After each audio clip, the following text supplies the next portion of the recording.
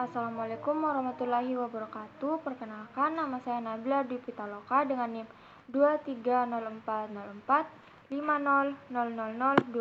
Di sini saya akan menjelaskan tokoh Friedrich Wilhelm Nietzsche. Friedrich Wilhelm Nietzsche lahir pada tanggal 15 Oktober 1844, Prusia, Jerman. Wafat pada tanggal 25 Agustus 1990 pada umur 55 di Weimar, Jerman. Berkebangsaan Jerman, orang tua, ayah Karl Ludwig Nietzsche, ibu Franziska Oehler.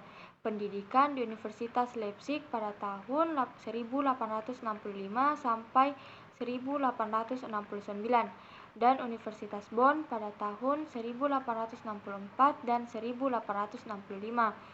Era pada filsafat abad ke-19, kawasan filsafat barat, minat utama, estetika, etika, filologi, filsafat sejarah, metafisika, ontologi, puisi, teori kebenaran, teori nilai, dan tragedi.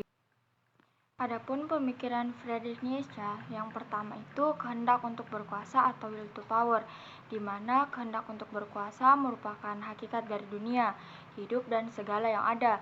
Kehendak untuk berkuasa adalah hakikat dari segala-galanya, menurut Nietzsche dalam tingkah laku manusia, dan sebenarnya juga dalam semua kejadian alam semesta. Satu-satunya faktor yang menentukan ialah daya pendorong hidup atau hawa nafsu. Kedua, Ubermensch atau Superman adalah cara manusia memberikan nilai pada dirinya sendiri tanpa berpaling dari dunia dan menengok ke seberang dunia. Dengan cara penilaian ini, Nietzsche tidak lagi menaruh kepercayaan setiap bentuk nilai adikodrati dari manusia dan dunia. Pada dasarnya, Ubermensch di sini mengarahkan pada pemahaman bahwa Tuhan telah mati. Tidak ada sesuatu pun yang melebihi atau mengatasi dunia ini. Yang ketiga, kembalinya segala sesuatu. Gagasan Nietzsche tentang kembalinya segala sesuatu berarti bahwa itu adalah rumusan afirmasi tertinggi yang dapat dicapai dan ujian akhir untuk membuktikan adanya afirmasi kehidupan. Dengan kata lain, sebelum seseorang mengalami dan menerima kembalinya sesuatu, ia belum secara mutlak menegaskan kehidupan dan dunia. Yang keempat, kritik atas agama Kristen, di mana pada kritiknya terhadap agama Kristen banyak diungkapkan dalam berbagai karyanya. Namun puncak kritiknya terdapat dalam bukunya yang berjudul Antikristus. Bagi Nietzsche, peristiwa paling penting dalam masyarakat barat modern adalah Tuhan sudah mati.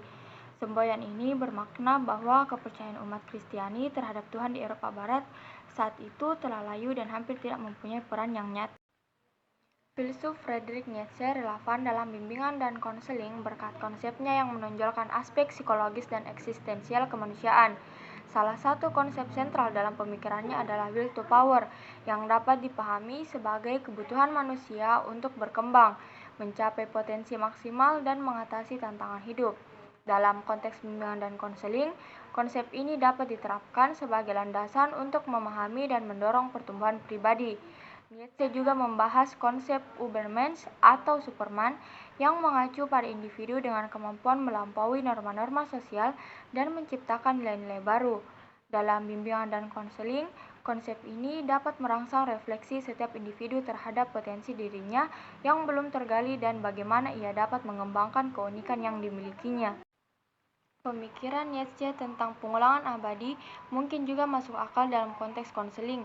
Gagasan bahwa kita harus menjalani setiap momen seolah-olah kita akan mengalaminya lagi dan lagi dapat membantu individu memahami pentingnya hidup secara otentik dan membuat pilihan yang selaras dengan nilai-nilai mereka. Namun, penting untuk diingat bahwa Nietzsche juga memiliki beberapa kontroversial dan pendirian kritisnya terhadap moralitas konvensional dapat ditafsirkan dalam berbagai cara. Oleh karena itu, metode bimbingan dan konseling yang diilhami oleh Nietzsche harus diintegrasikan secara cermat dengan mempertimbangkan nilai dan etika yang mendasari praktik tersebut. Itulah tadi penjelasan saya mengenai tokoh Friedrich Wilhelm Nietzsche, mengenai pemikirannya dan kaitannya dalam konteks bimbingan dan konseling.